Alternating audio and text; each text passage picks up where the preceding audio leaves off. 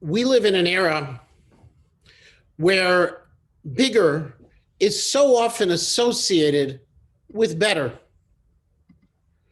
Bigger homes, bigger cars, bigger everything.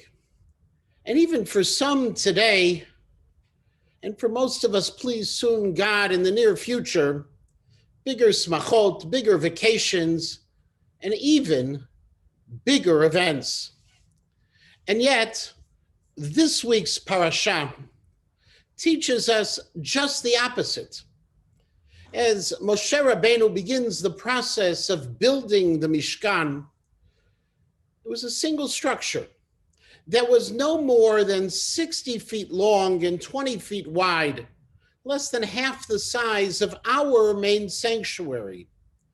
And among the utensils it housed was the holiest of all vessels, the Aron, the box which held the 10 Commandments and which was at most 5 feet by 3 feet and about 3 feet high, smaller than the desk I often sit at, but more sacred than anything else ever fashioned by a human being. According to the instructions delivered by Moshe, the Aron was essentially a wooden box, ve'asu Aron atzei shitim, covered with gold on both the outside and the inside, with 2 gold-plated staves attached on both sides and topped with a cover, the kaporet. Why plate the box and not make it completely out of gold? Explained the Chizkuni, because the Aron was meant to be portable, and a solid gold box would have been too heavy for the Kohanim to transport. Shelo yeh kaved lenosom. But why plate it on the outside and the inside? Said the Talmudic sage Rabbi, to teach us that a Talmid Chacham, a sage, she'en tocho kiboro, who does not live a life of consistency, whose private life and inner values are not in sync with his public persona, eno Talmid Chacham, is not a true Talmid Chacham. But what about the cover? That kaporet that bore the 2 kruvim, the cherubs, how was it constructed?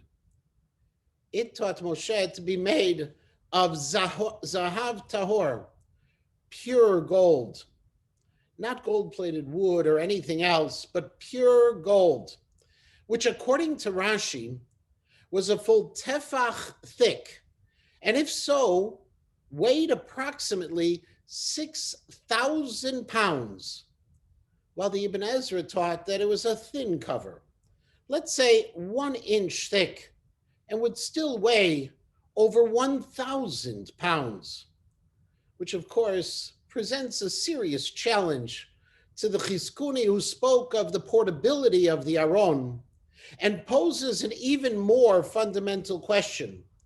Why did the Torah veer from the idea of a gold-plated ark and insist that its cover be solid gold? Said the Bechor Shor, because directly beneath the kaporet were the luchot, the tablets that Moshe Rabbeinu had received from God on Sinai, and directly above the kaporet is where God's Shekhinah would come to rest, mi'al hakaporet. And that intersection of holiness, wrote the Bechor Shor, the Kedusha above and the Kedusha below, warranted the purity of solid gold.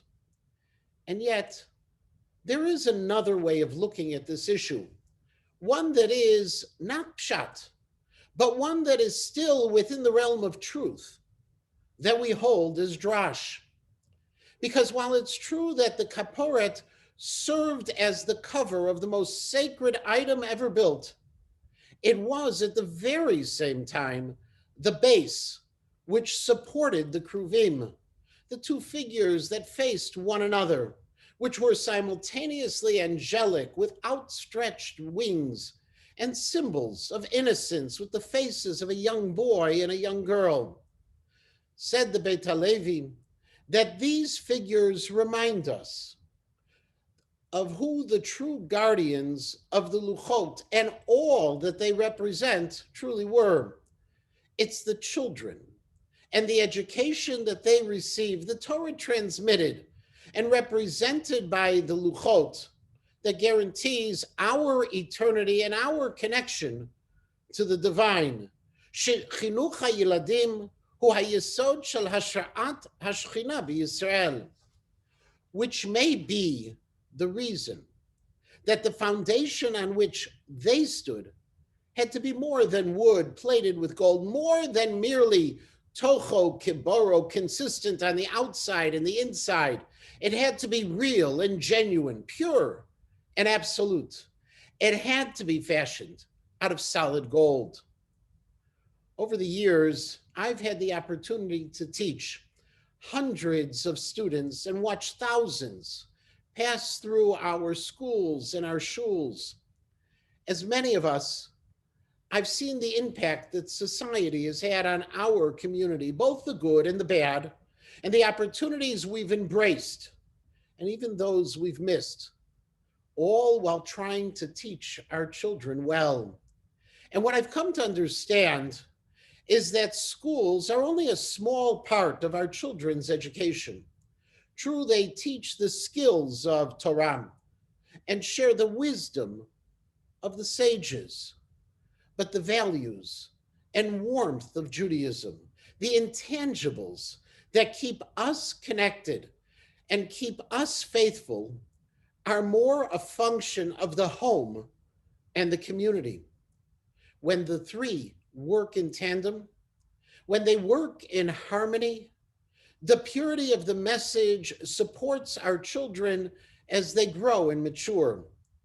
But when schools teach one thing and a community another, when the home is supportive but not aligned with the school, it's as if the base is made of multiple materials and not pure gold. We saw this during this pandemic as our communities came together and brought us all great pride. We spoke of unity and harmony, of dat Torah and decisive responses. But then slowly, we diverged from the single approach and created conflicts and even internal strife. And our children saw it all. And they saw when some families in our own modern Orthodox community took risks or tried to disguise their actions under a cloak of piety. And they learned more from a divided community than one which stood together, and more from adults who broke the rules than from those who were careful and safe. They saw that the base on which they were living was at times less than pure. And they learned not what we wanted them to learn, but what we lived for them to learn. Schools and rabbis would teach and preach one thing, and then communities and families would live another. And the ones who learned the most and lost the most were our children. Next week is Purim, which is a story not only of God's salvation of our people, but of a community coming together, lech kenoset haYehudim, coming together to face an existential threat. It's a story which takes place in a non-Jewish culture, and yet one where our heroes were able to rise above that challenge and bring Orav v'simcha, light and joy.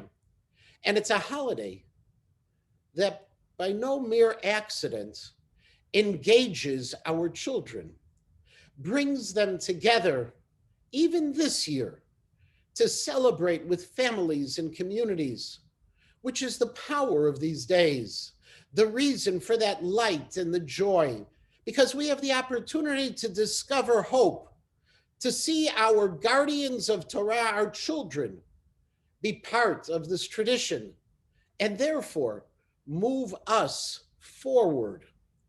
the kaporet was solid gold, not because it was the focal point of this small but essential creation, but because its task was to be the foundation of the kruvim, of the generation to come, generations that deserve a clarity of message, communities and homes and schools and shuls that teach the spirit and the content of what those childlike figures protected.